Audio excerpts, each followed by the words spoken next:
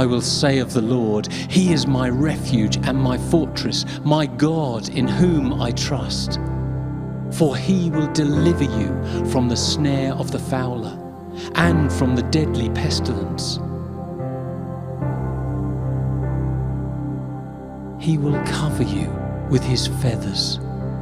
Under His wings you will take refuge. His faithfulness is a shield and a wall.